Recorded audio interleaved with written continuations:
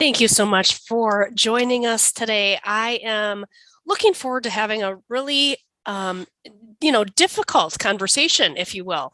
I know that the topic that we're going to be talking about today is probably going to hit home for some of you closer than what you'd like, but I just want to encourage you to stick with us until the end. We're going to give you some practical tips. And today's topic is coercive control and financial abuse. And I want to introduce you to Christine Cocchiola. She and I had an opportunity to connect several weeks back, and just really grateful for the work that you're doing in a space that's very, very challenging and difficult. And I know that a lot of the women that are listening feel like they're alone, right? So I want to thank you for your time today. Thank you. Thank you for inviting me, and I appreciate it. It's such an important topic. Yeah, absolutely. And, I know your background, right? The kind of therapy component, as well as the advocacy and the education around this really heavy topic.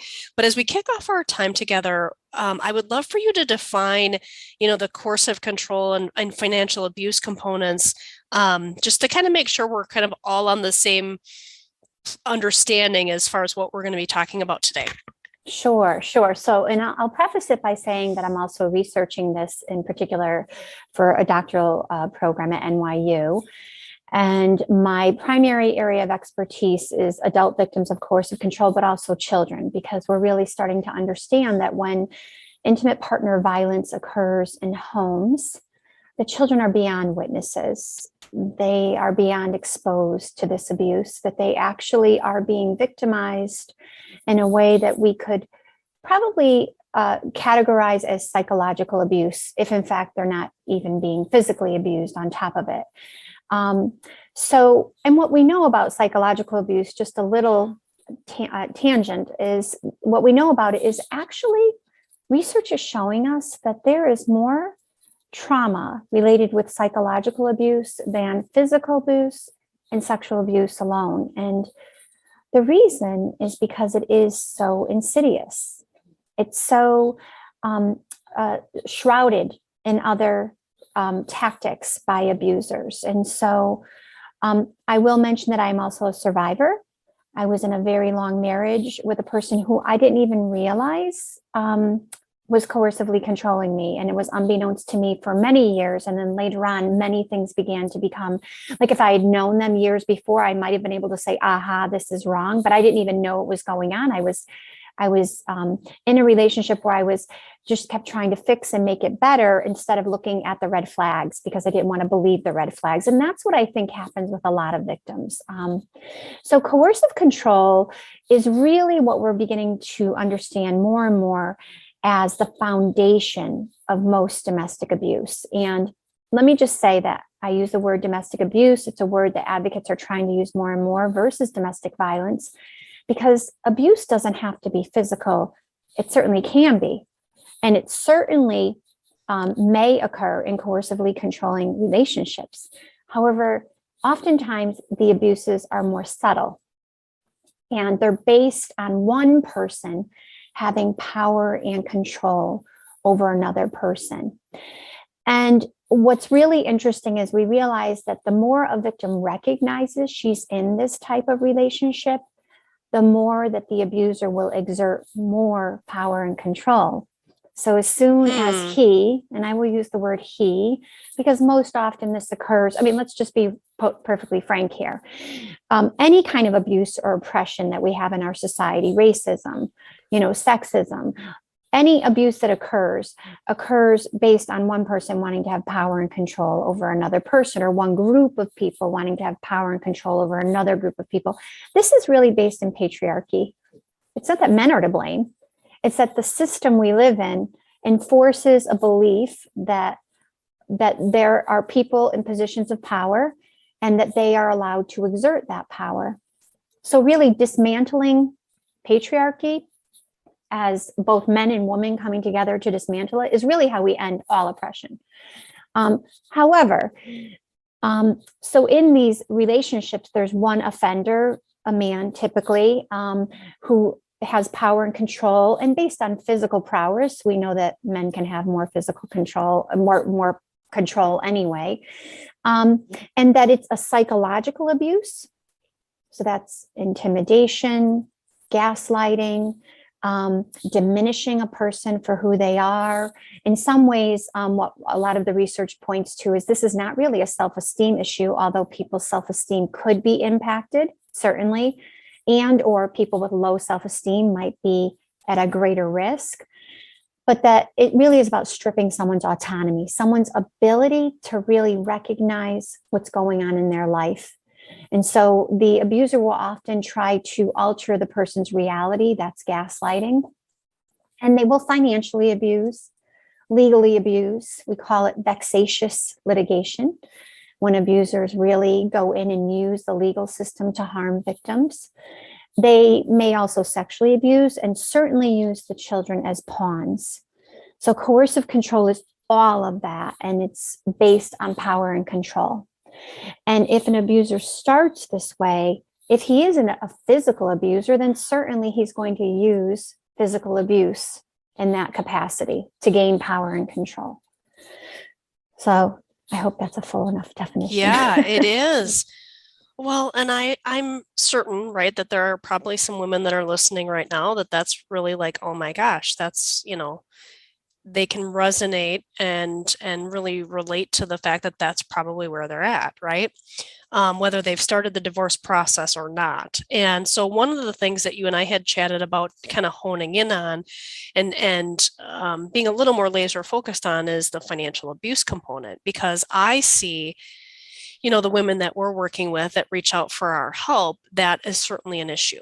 And it kind of spills over a little bit into, the legal aspect as well. But, what I'm seeing, right, is the women that, don't have access to financial documents. They don't have access to information around bank accounts. They maybe, they know that the money's going into the account, but they don't really know where the money's coming from, meaning there may be another account, or, they don't have credit cards in their names, or, and the list kind of goes on. And, when we're in a spot where women are contemplating or going through divorce, one of the first key areas that is really important, in addition to the child component, is the financial piece. And so there is the court system in theory is set up to say, hey, listen, we're going to ask that both parties disclose what their knowledge of the situation is. However, there's all these kinds of games that go on, and they avoid disclosing. They answer really vaguely. They forget about things that they need to to have done. And if the court system isn't willing to hold people accountable, the women stay victimized in this situation of not having access to money. Like I have a client right now who, she hasn't filed yet, and there is definitely some coercive control happening.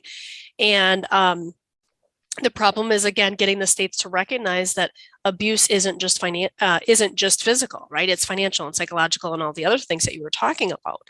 And, so we had interviewed an attorney, and the attorney said, well, why didn't you, call the cops if there were issues or whatever? And I was like, no, no, no, no, no, we're not going down that path, because here's a mom with 4 young kids who's in survival mode. And, for any of us who have listened to or are familiar with the work that Mel Robbins is doing, she's got a book called The 5-Second Rule. We have 5 seconds in our minds to talk us into doing something or talk ourselves out of it. And so, she's afraid that people aren't going to believe her or listen to her, all the things that are going on. It's no different than having an emergency and thinking, do I call 911? And we try to run through all these scenarios in our minds, right? And so I think that there's just a lot of challenging situations around the finances, because if we can't get both parties to be in full disclosure, how can we actually have accurate conversations around negotiating and dividing things, right? And a lot of times they'll try to kind of gloss stuff over and try to get it done as soon as possible so that, their wife doesn't ask too many questions, right? And so I definitely think that this is a very important conversation. And I think the thing that would be interesting would be, from your perspective, right? Like, what are some practical things that women can be doing? I mean, I know that in the midst of this type of situation, they're often feeling like they're in survival mode, and feeling like, nobody's listening to them or fully understanding where they're coming from. But from your experience, personal and professionally, what are some practical things that women that are listening could be doing? Sure. I mean, I feel like if you don't mind, I'll just elaborate a little bit because you picked up on so many important pieces that I want to be able to. So first of all, right now in Hawaii, Colorado, and in California and in Connecticut, we have laws that actually recognize, codify coercive control as domestic violence. So that's really great. So if you live in a state that actually has that law, good for you. And certainly ensure, here's the problem, attorneys are not really educated on it. And so we need to educate them. And that means going to them and saying, here's the law that we have in our state.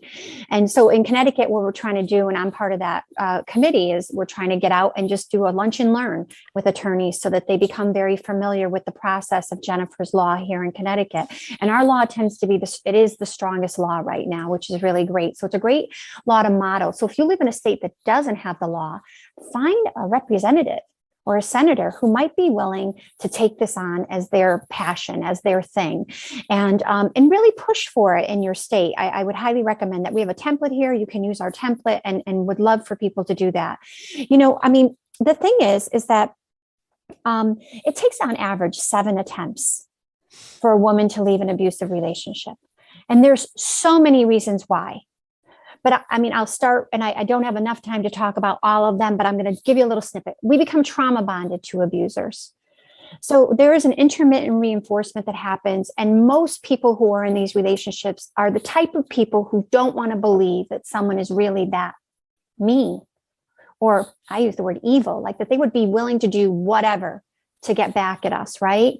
And so there's a trauma bond. And in that trauma bond, there becomes a cognitive dissonance where we really dissonate from wanting to know the truth.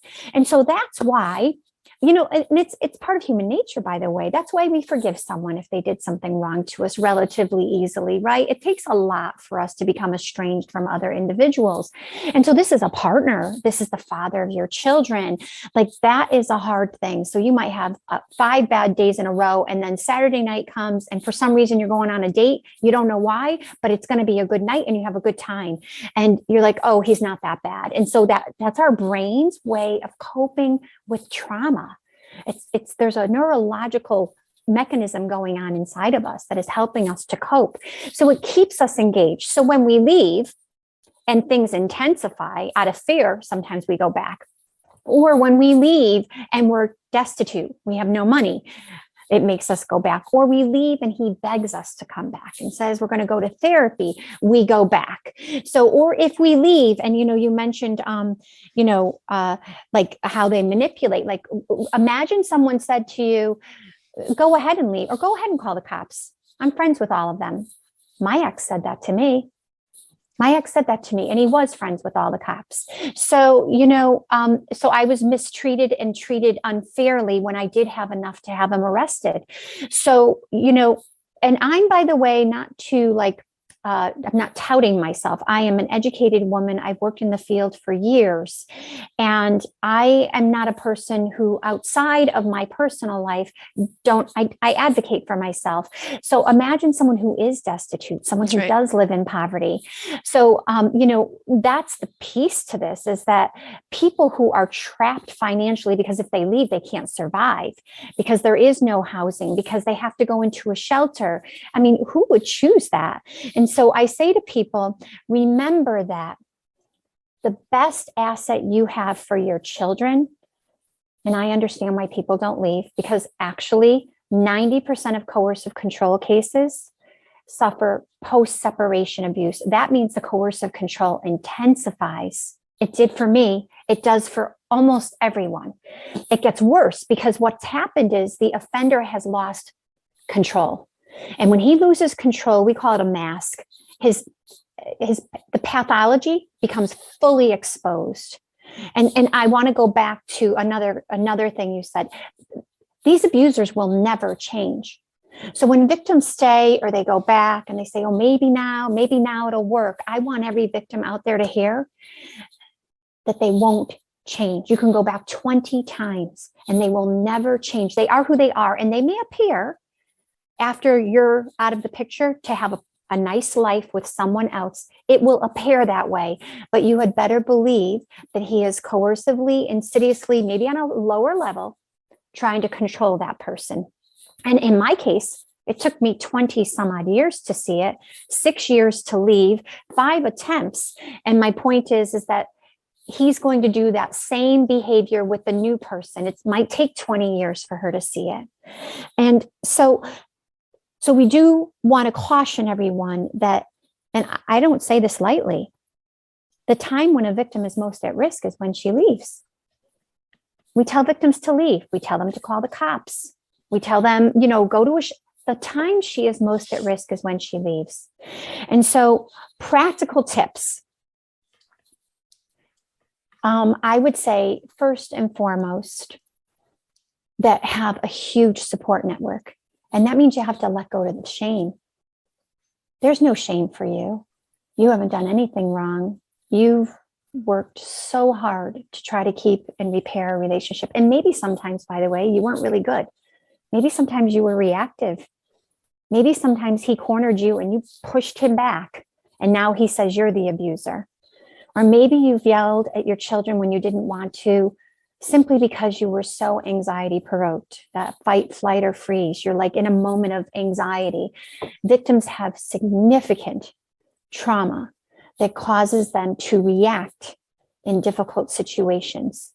And so forgive yourself, let go of the shame, and get a huge support network around you. And make sure the people that you're talking to really understand this abuse. You can go onto my website. I have several podcasts on there. I have education on there. You can Google it. You can go to the National Coalition Against Domestic Violence. You are not alone. It's 1 in 3 women. You are not alone. And if it's not you, it's your sister, your mother, your girlfriend, it's somebody else. So practically make sure that you do that. Mm-hmm. I think the other thing that is really important is if you do decide to divorce, you need to have a safety plan. And that safety plan financially, when we talk, 99% of victims suffer financial abuse. Listen, if he can't keep you, he's going to decimate you as best he can. Okay. So you need to maybe, this is people like, are really, you're going to give this advice? Yep. Maybe you go to the grocery store and you say groceries cost 150 instead of 100, and you pocket that money and you start hiding money. Okay. Yeah. Do that if you can. Know that your phone is probably tracked. You should know that. And that your car is probably tracked and your computer is hacked. Know that. Get one of those phones that you can throw away, or get another phone that he is not aware of. No, and then I guess another practical tactic is that you really need to interview an attorney. Don't just choose an attorney. I chose a fair attorney and I lost everything in my divorce. I had to walk away. And so sometimes we have to walk away. And by the way, financial abuse can look different for a lot of people. You mentioned some really, fantastic ways that financial abuse exhibits itself. In my particular situation, it used to be that I knew the deposits weren't his whole, like as much as he had said he would deposit. There was always a shortage. And no matter how many times I called him out on it, it would be an argument. So I just started working more jobs so that we could do the wonderful things I wanted to do. It was so we can go on wonderful family vacations. So I was working 3 jobs, 1 full-time and 2 part-time. That was the financial abuse for me. I was his, what did my brother called me, the cash cow. So, and on the flip side, right, I've seen it where they're like, you're not working. Oh, exactly. You're not working, or you're on an allowance. And that was, I would be working all those hours, but, and by the way, lots of hours a week. I couldn't have a housekeeper, wasn't allowed to have a housekeeper, and also wasn't allowed to get my nails done. So now I get my nails done every week. Absolutely. But that's an example of, I never thought of it while I was there. That's an example of how it can really manifest. So I guess another practical piece that I would suggest is that victims really, if you're questioning coercive control, because you said, a lot of people might hear themselves, but I know what people do. So we gaslight ourselves. And our friends and families gaslight us. They say, oh, it's not that bad. Or, oh, he's such a good father. Well, he's a good father because the children feed him. He has a pathology that the only way he feels good is if people are giving to him in some way, and you did for years, and that's why you worked for him. But let me assure you that he's probably never been faithful. And it's probably a lot more infidelity than you could ever imagine, because that's how they feed their egos. I mean, not all of them, but certainly most of them, of these types of abusers. And also that that the children have served a purpose.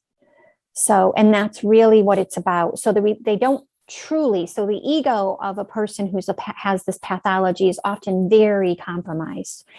They have poor attachment issues and their egos are very shallow. So they are looking to be fed in other ways. And again, you do that.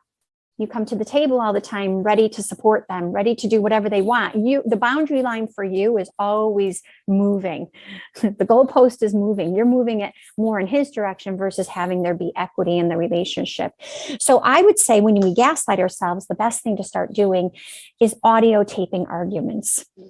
Because when you listen to the argument the second time, not the first time, while you're in anxiety provoked hypervigilance, your amygdala is firing up.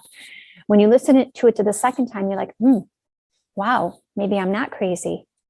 Maybe it's not me. And so sometimes that's an affirmation to your circumstances. Obviously, be careful. If he were to find out, he might be very upset. So I caution you on that. And so that is a good way to minimize gaslighting for ourselves. Another really great way, if you're wondering, is my relationship really that bad? Or I have a young woman right now who's trying to leave in a relationship. She's gone back to him 3 times. And she has to write down every single day, every bad thing he's done to her.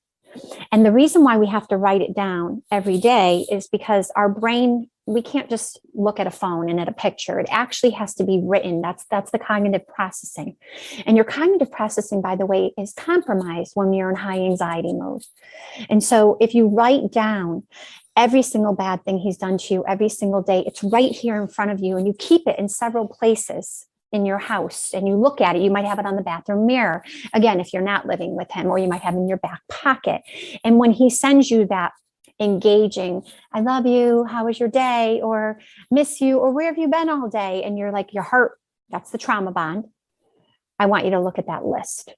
Remember all the bad things. Would you ever allow anyone to treat your daughter, sister, mother, or friend that way? The answer is no.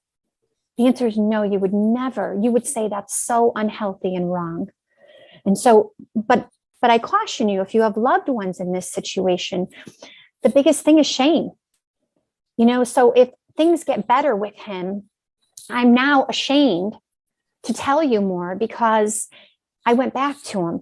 So really make sure that if you're a loved one or a friend, that you are keeping that open door policy, and that you are letting that person who's in that horrible relationship know that you understand why they're going back and forth, and you're not judging them, and that you're here when they're ready, and that you hope they're able to make the best decision for them. And that's another really great question I always ask clients.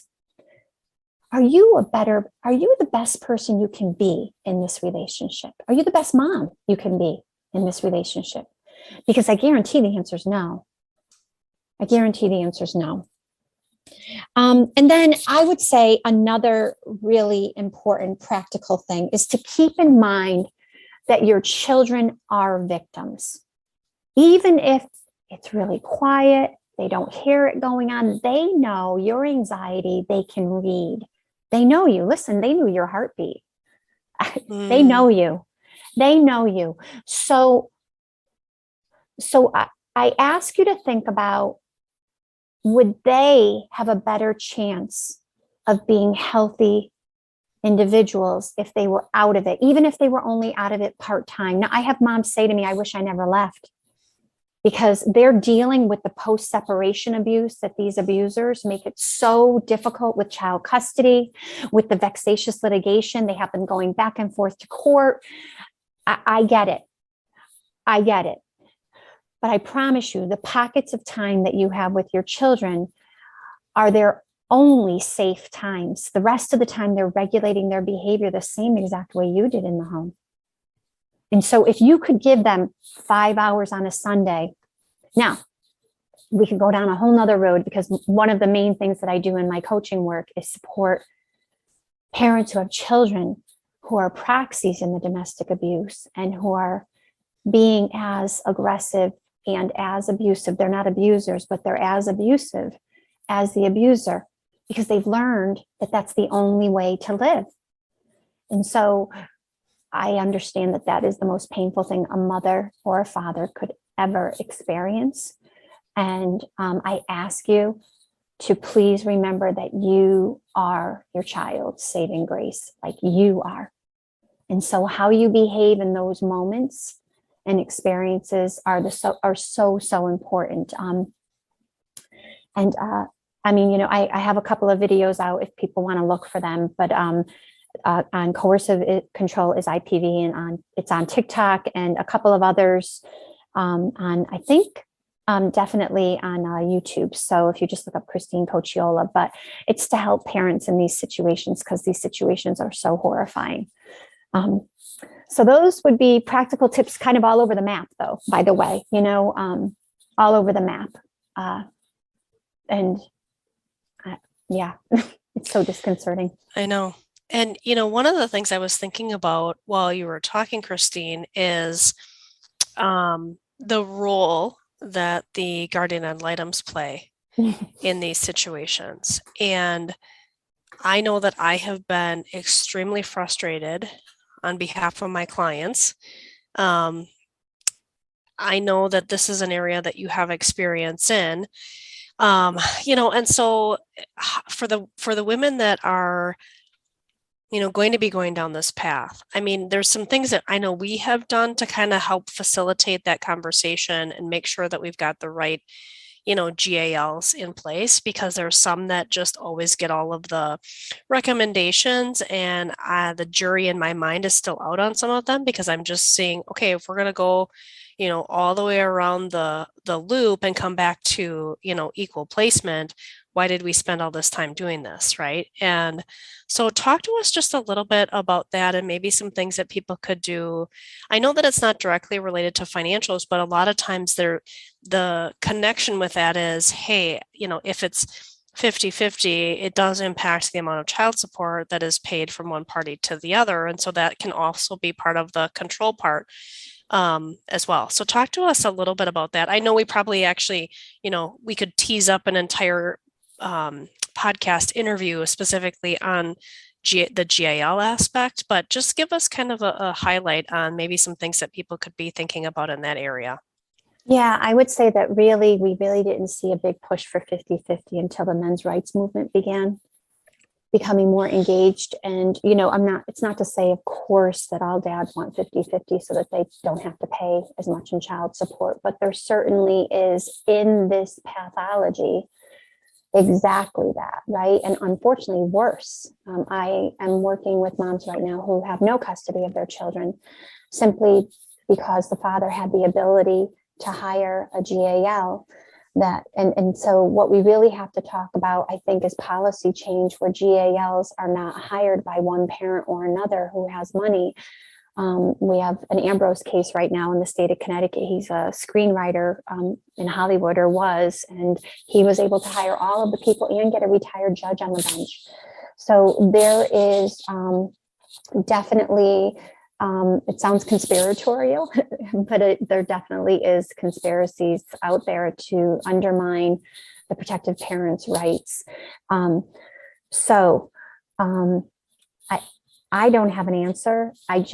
What I would say is it's so important that victims have a good support system, including a good therapist who understands this, because I'm tomorrow doing expert testimony on behalf of a client, and I'm able to talk about how she is a wonderful parent and is able to cope and does deserve to have regular visits with her children. So I think that that's really important, that people get good support in that way and understand coercive control. I mean, I think coercive control is a relatively new term. And so even some of our amazing umbrella agencies that support victims for free, some of their people who have been trained may not be able to distinguish between coercive control and domestic violence. Yeah. And that's important. Yeah, absolutely. So, you know, if women are listening and they're thinking, oh my goodness, I really want to, you know, connect with Christine. I know that you have changed a little bit on, kind of pivoted a little bit and got really clear on what you're offering. And I know a lot of it is around the education and the advocacy component. Are you working one-on-one with clients? I do work one-on-one with clients. I am booked right now. I mean, I'm very flooded, as you can Yeah. imagine.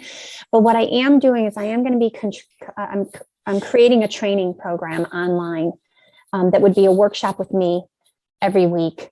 And it would be with other moms, other protective moms, and I'm going to be able to go through some of the tactics and the strategies that they can use in these situations, in particular with their children. That's going to be my first workshop, and then I'm going to do subsequent ones.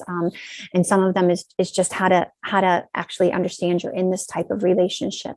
Yeah. And yeah, so that I hope to be able to roll out by March 1st, and I can let you know, and you can even announce it if you'd like to. Yeah. But if people follow me on Instagram, a Coercive Control is IPV. That's intimate partner violence. That's what that stands for. And intimate partner violence stands for anybody in an intimate relationship, including children. So that's why I use that.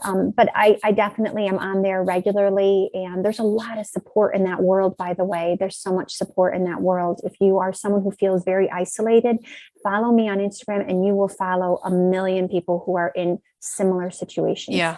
Yeah, absolutely. Well, and I think, that's been the interesting thing, right? Is the landscape of, the support that people have access to has shifted, at least from what I've seen, primarily since COVID, because, the therapists and everybody is so busy that, a lot of times you're on a waiting list, right? While you're waiting to get you or your kids in to see somebody. So I think we're going to have to say, listen, it's not for those of us who like one-on-one work, right? We might have to say, hey, listen, because of the environment that we're in, and there are a lot of anxieties, just generally speaking, right, in the world. And then we throw in, the divorce and, the domestic abuse part of it. It's like, oh my goodness, right? How do these women get the tools that they need? But I think we're going to have to shift our paradigm a little bit and say, okay, can I get into a group setting where I have some support, and then, maybe get on a list of, something that if it opens up with you or opens up with a therapist or whatever, that then they can maybe be doing both. Absolutely. But I just want to encourage people, because they've been feeling frustrated. I know they're reaching out. They're like, I'm frustrated because I can't get the support that I need. Well, so, I mean, betterhelp.com tends to be a place now that is hiring people who are freshly out of school. That doesn't mean they're not great. They might be, they're fantastic at, just like in any other world. But I know that they don't have a waiting list. And the other thing is I do run a support group, and I hope to start another one. It just depends. I'm always vetting people because it has to be the appropriate dynamics. I keep my support groups very small. And so it's, if somebody's interested in joining a support group, and I can certainly, vet them to see if they're appropriate for one of the two support groups. So. Yeah. Okay. Absolutely. Well, thank you so much for the work that you're doing, the work that you continue to do. I'm so grateful that our paths have crossed. Anything that you would like to share just as a sound off, word of encouragement, for the women that are listening as we wrap up our time together? Sure. I would just say again that you are your children's saving grace. And always remember that. Always remember that it was your heartbeat that they heard first, and that you are their person. And so don't let that's the most important thing. Yeah. They need you. They need you now, which means you have to kind of be stronger than you ever expected, but that's okay, because in the end, it will pay off. Absolutely. Oh my goodness. Well, thank you so much for your time today. I know that our listeners have found this particular episode very, very helpful, and hopefully even amidst all of the heaviness, that there's a sense of encouragement as well, that they're not alone. There are resources available that they can, follow you or get in touch with you and participate in some of the things that you're offering. So thanks again for your time today. Thank you.